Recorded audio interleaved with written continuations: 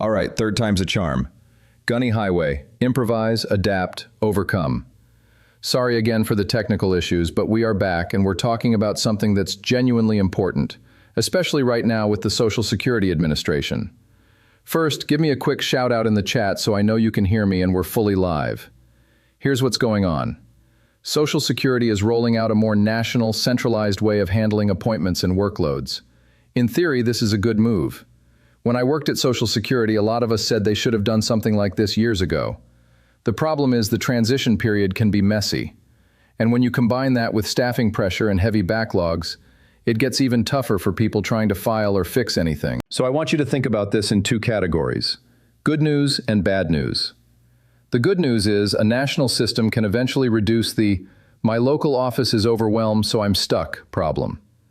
The bad news is that in the short term, things can feel disorganized, especially when documents are involved and when people get scheduled with the wrong type of employee. If you have a new case where you must bring documents like filing for retirement, Medicare, survivor benefits, disability, SSI, or you need a Social Security card, be extra careful. When you take documents to an office, do not leave originals. Ask them to copy them, and ask them to stamp the copies showing they were reviewed. Take your originals back with you. If they scan or upload documents into a national system, your paperwork can end up routed anywhere in the country.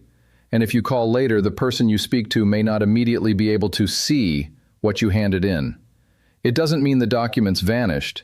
It means they're moving through a national pipeline, and that can feel like the last scene in Raiders of the Lost Ark. Your file goes into a huge warehouse and it takes time for the right person to pull it up. Now let's talk about appointments, because this is where I'm already seeing people get burned. Some folks are trying to game the system by booking the first available appointment under the wrong category, thinking it will get them in faster. Please don't do that. It can backfire hard.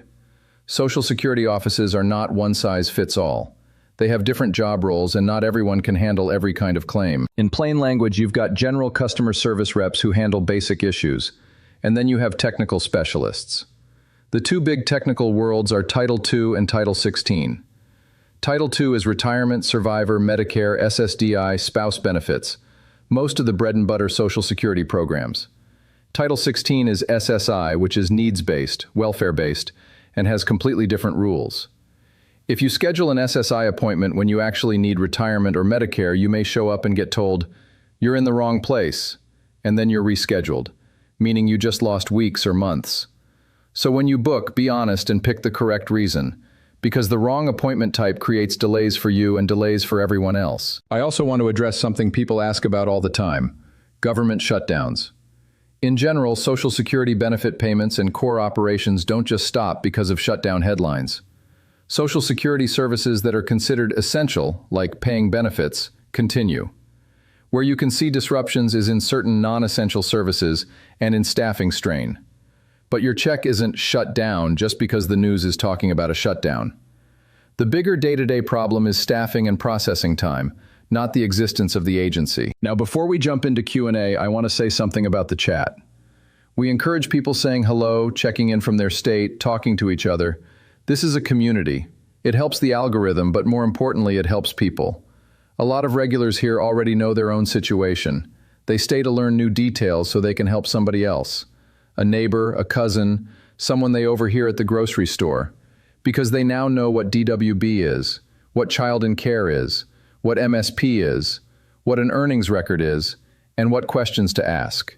That's powerful. All right, let's get into a video question. Natalie from Colorado sent a follow-up. She's saying Social Security told her she should have been receiving benefits when the kids' benefits started, but she didn't get a clear answer on whether the household total would have been higher if she had started earlier. She also said SSA told her the kids' benefits will drop by about $300 each, leaving each child around $1,000, and she'd also be around $1,000. And she doesn't trust the system, so she wants to know if that sounds right and if she can do anything about it. Natalie, yes, you can do something about it, and the numbers you were quoted can absolutely be realistic depending on the family maximum on the worker's record. Here's what's happening behind the scenes. Children can receive benefits off a parent's record if the parent is retired, disabled, or deceased, as long as the child meets eligibility rules. In many cases, children can receive up to a certain percentage, because there is a cap called the family maximum. Social Security is not going to pay unlimited auxiliary benefits on one record. So once multiple people are drawing off the same worker's record, Social Security may have to reduce each auxiliary check so the total stays under the family maximum. Now, the big issue in your case is child and care benefits. If you have children in your care who are entitled to benefits on that record, you may also be eligible for a benefit as the caregiver, again subject to the family maximum and earnings rules. What you're describing sounds like what often happens when a caregiver benefit is added later. The children's checks go down because the total pie is fixed by the family max, but the household total can still go up because now there are 3 checks instead of 2. If the kids were each around $1,300 and then they drop to about $1,000 each while you come in around $1,000, that points to the family maximum being the limiting factor and the benefits being rebalanced across eligible family members. That can be correct. Here are the 2 key questions you need answered clearly and in writing. What is the worker's PIA, the full benefit amount on the record, and what is the family maximum on that record? SSA can tell you both. If those 2 numbers are right, the rest of the math generally falls into place. You also mentioned you have very little trust in the system. I understand that. So here's what I would do to protect yourself. Request a written breakdown of the computation and keep every letter you receive. If you believe you should have been entitled earlier, ask about the earliest possible start date and whether any retroactivity applies.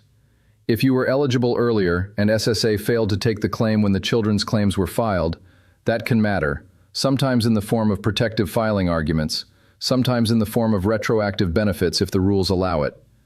But you need the facts on paper first. Also, if the deceased parent worked recently and those earnings haven't fully posted into the record yet, that can change the numbers later, because Social Security benefits are based on the earnings record. If updated earnings get credited, the PIA can increase, and that can raise the family maximum too. So it's important to keep an eye on whether the earnings record is complete. So Natalie, in short, yes, those numbers can make sense.